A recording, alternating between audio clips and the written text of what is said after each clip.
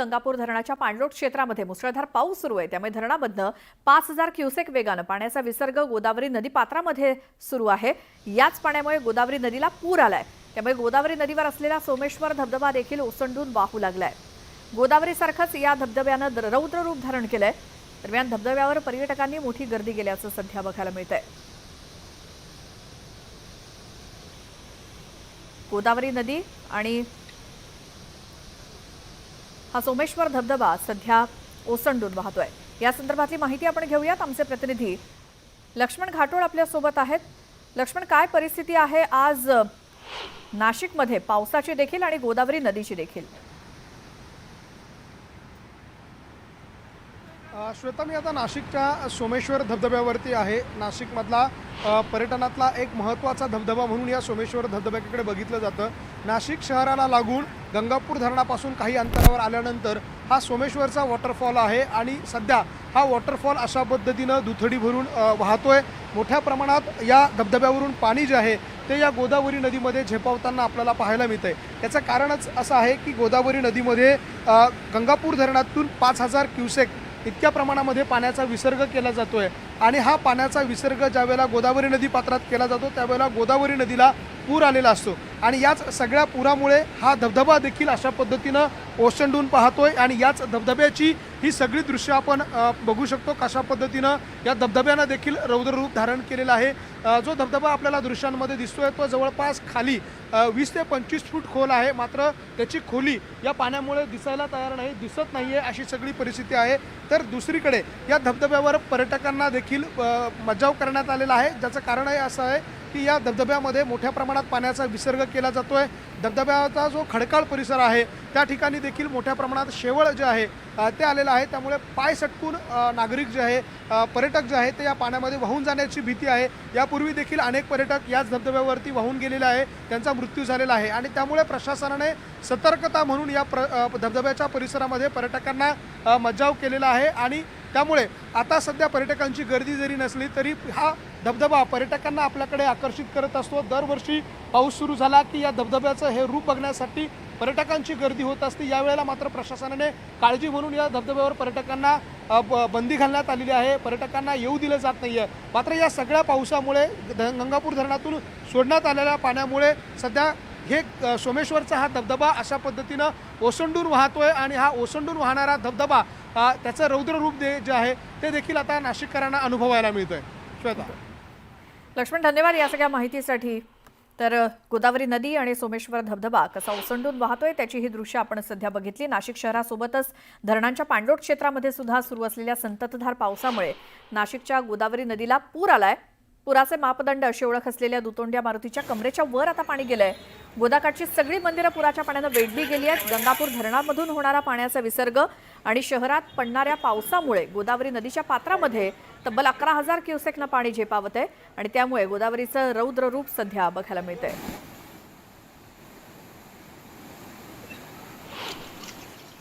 नाशिक शहरासह गंगापूर धरणाच्या पाणलोट क्षेत्रामध्ये गेल्या 2 दिवसांपासून संततधार पाऊस पडतोय आणि याच पडणाऱ्या संततधार पावसामुळे गोदावरी नदीला पूर आलेला आहे। गंगापूर धरणाच्या पाणलोट क्षेत्रामध्ये सुरू असलेल्या पावसामुळे त्या गंगापूर धरणातून 5000 क्युसेक्सने पाण्याचा विसर्ग गोदावरी नदीमध्ये केला जातोय। तर दुसरीकडे शहरामध्ये देखील मोठ्या प्रमाणात पाऊस पडतोय आणि म्हणून नाशिकच्या याच होळकर पुलावरून तब्बल 11000 क्युसेक्सने पाणी नाशिकच्या गोदावरी नदीमध्ये झेपावतंय। मी आता याच होळकर पुलावरती उभा आहे आणि माझ्या राईट साईडला आपण जर बघितलं तर ही गोदावरी नदी आपल्याला दृश्यांमध्ये पाहायला मिळते। गोदावरी नदीचं हे रौद्र रूप आपल्याला दृश्यांमध्ये दिसतंय। गोदावरी नदीच्या काठावर असलेली सगळीच मंदिरं या पुराच्या पाण्यानं वेढली गेलेली आहे। गंगापूर धरणातून सोडण्यात येणारं पाणी, शहरात पडणारा पाऊस आणि या सगळ्यामुळे गोदावरी नदी अशा पद्धतीनं दुथडी भरून वाहतीये। तिचं रौद्र रूप सध्या नाशिककरांना अनुभवायला मिळतंय। याच गोदावरी नदीच्या पात्रातली सगळी मंदिरं, ज्यामध्ये सिद्ध पातळेश्वराचं मंदिर आपल्याला दृश्यांमध्ये दिसतंय। नाशिकच्या पुराच्या पाण्याचं मापदंड अर्थात पुराचं मापदंड म्हणून ज्या दुतोंड्या मारुतीला ओळखलं जातं तो दुतोंड्या मारुती देखील जवळपास कमरेच्या वरपर्यंत त्या दुतोंड्या मारुतीच्या देखील पाणी आलेलं आहे। दुतोंड्या मारुतीची ओळख जर आपण सांगायची ठरली तर ज्या ज्या वेळेला गंगा गोदावरीला पूर येतो, गोदावरी नदीला पूर येतो, त्यावेळेला ह्या पुराचं पाणी शहराच्या कुठल्या भागात जाऊ शकतं तर त्याचा अंदाज, त्याचं मापदंड काढायचं ठरलं तर हा दुतोंडा मारुती त्याचं मापदंड सांगत असतो. पावसाचं पाणी आणि पुराचं पाणी यामुळे नाशिकची ही गोदावरी नदी सध्या दुतोंडा मारुतीच्या कमरेवर पाणी गेल्यामुळे गोदावरी नदीचं हे रौद्ररूप आपल्याला दृश्यांमध्ये पाहायला मिळते.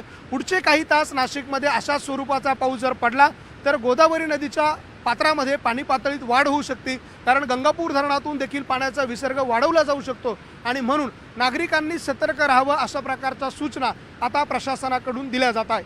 व्हिडिओ जर्नलिस्ट हेमंत बागुलसह लक्ष्मण घाटोळ, न्यूज 18 लोकमत, नाशिक. भारतातला नायगरा म्हणून ओळखला जाणारा बेळगाव जिल्ह्यातल्या गोकाकचा धबधबा पावसामुळे ओसंडून वाहू लागलाय. सुमारे 52 मीटर उंचीचा हा धबधबा पर्यटकांचं आकर्षण ठरलाय आणि हा महाकाय धबधबा बघण्यासाठी पर्यटकांची पावलं या परिसराकडे वळत आहेत.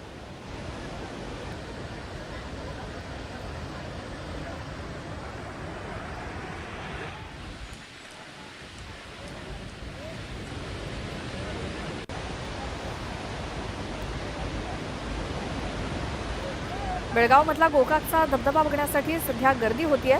भारतातला नायगरा अशी त्याची ओळख आहे. प्रचंड पावसामुळे हा धबधबा आता ओसंडून वाहू लागलाय. पर्यटकांचं हा आकर्षण आहे हा धबधबा आणि हा महाकाय धबधबा बघण्यासाठी पर्यटकांची पावलं सध्या बेळगावात गोकाकच्या धबधब्याकडे वळत आहे.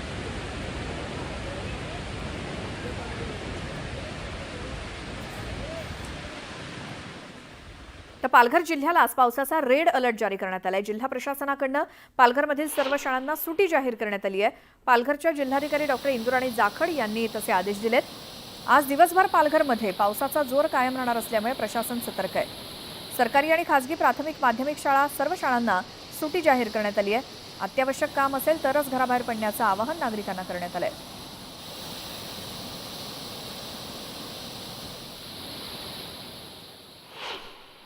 मध्यरात्रीपासून पालघर जिल्ह्यात पावसाने काही प्रमाणात विश्रांती घेतली असली तरी सुद्धा आज पावसाचा जोर कायम राहणार असल्याचा अंदाज जो आहे तो हवामान खात्याकडून वर्तवण्यात आलेला आहे आणि आज पालघर जिल्ह्याला पावसाचा रेड अलर्ट असल्याने जिल्हा प्रशासनाकडून शाळा असतील किंवा महाविद्यालय असतील यांना सुट्टी जाहीर करण्यात आलेली आहे.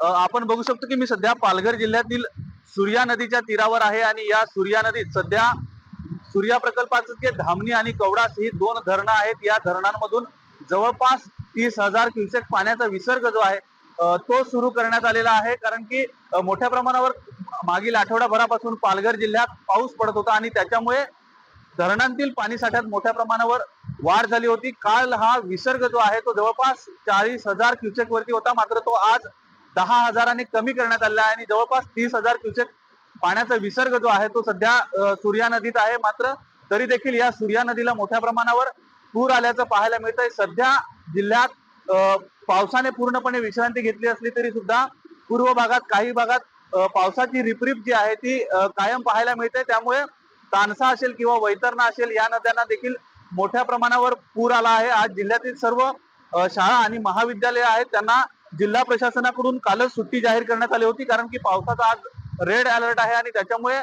आज दिवसभर पावसाचा जोर जो आहे तो पालघर जिल्ह्यात कायम राहणार असल्याचा इशारा जो आहे तो हवामान खात्याकडून वर्तवण्यात आला. मात्र आता काही प्रमाणात पावसाने विश्रांती घेतली असली तरी सुद्धा आज दिवसभर पाऊस राहणार आहे. त्याच्यामुळे घराबाहेर पडताना नागरिकांनी योग्य खबरदारी घ्यावी असा इशारा जो आहे तो जिल्हा प्रशासनाकडून देण्यात आलाय. न्यूज 18 लोकमतसाठी राहुल पाटील, पालघर. तर मावळ तालुक्यासोबतच संपूर्ण पिंपरी चिंचवड शहराला पाणीपुरवठा करणारं पवना धरण हे 76.22% भरलंय. पाणलोट क्षेत्रातील जोरदार पावसामुळे पवना नदी पात्रामध्ये पाण्याचा विसर्ग वाढवण्यात आलाय. त्यामुळे पवना नदीकाठच्या सर्व नागरिकांना सतर्क राहण्याचं आवाहन करण्यात आलंय. तर दुसरीकडे मराठवाड्याची तहान भागवणाऱ्या जायकवाडी धरणाच्या पाणी पातळीत वाढ झाली आहे. जायकवाडी धरणाचा पाणीसाठा 50%वरती पोहोचलाय. सध्या धरणामध्ये 16,295 क्युसेक पाण्याची आवक सुरू आहे.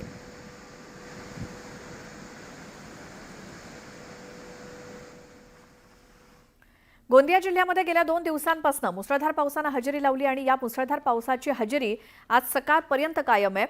आज सकाळपासून जिल्ह्यामध्ये अनेक ठिकाणी मुसळधार पाऊस पडायला सुरुवात झाली. दुसरीकडे वर्ध्यामध्ये सुद्धा 2 दिवसांपासून पाऊस सुरू आहे. काही ठिकाणी जोरदार तर काही ठिकाणी साधारण पाऊस असला तरी 2 दिवस पावसाचा अलर्ट देण्यात आलाय. त्यामुळे जिल्ह्यात सोयाबीन पेरणीचं काम अंतिम टप्प्यात आलंय.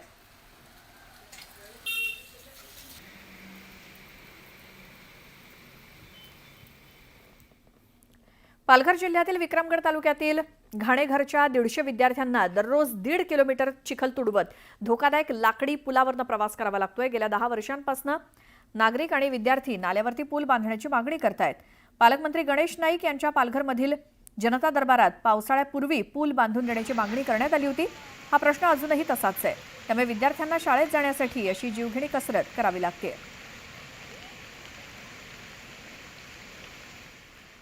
पालघरमधल्या घाणेघरच्या विद्यार्थ्यांना कशा पद्धतीनं पूल तर नाहीये, मात्र झाडाचे ओणके ठेवून या बनवलेल्या या तात्पुरत्या पुलावरनं हा नाला, ही नदी पार करावी लागते. रोज विद्यार्थ्यांना ही कसरत करावी लागते. खरं तर पालकमंत्र्यांना पावसाळ्यापूर्वीच या पुलासंदर्भात कल्पना दिलेली होती, मागणी केलेली होती इथे पुलाची, मात्र तरी देखील तो प्रश्न तसाच आहे. त्यामुळे शालेय विद्यार्थ्यांना कशी कसरत करत शाळेत जावं लागतंय, जीव धोक्यात घालून. त्याची ही दृश्य पालघरच्या घाणेघरीतली.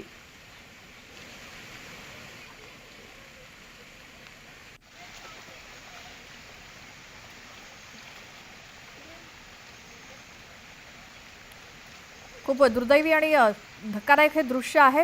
मुलांना शाळेत जायचंय, मात्र रस्ता नीट नाही, चांगला पूल नाही ही नदी नाला ओलांडण्यासाठी. त्यामुळे पालघरमधील घाणेघर इथल्या विद्यार्थ्यांची ही अवस्था. गेल्या काही वर्षांपासून इथे पूल बांधून देण्याची मागणी इथले ग्रामस्थ करतायत, नागरिक करतायत. पालकमंत्र्यांकडे पावसाळा सुरू होण्यापूर्वीच तशी मागणी करण्यात आलेली होती, मात्र अजूनही तिथं पूल काही बांधला गेलेला नाही. त्यामुळे झाडाचे लाकडी ओंडके हे इथं लाकडाचे टाकलेले आहेत आणि त्याच्यावरूनच हा पूल, हा नाला ओलांडावा लागतोय. जरा जरी पाणी वाढलं तरी तो तात्पुरता साकव देखील पाण्याखाली जाईल अशी परिस्थिती आहे.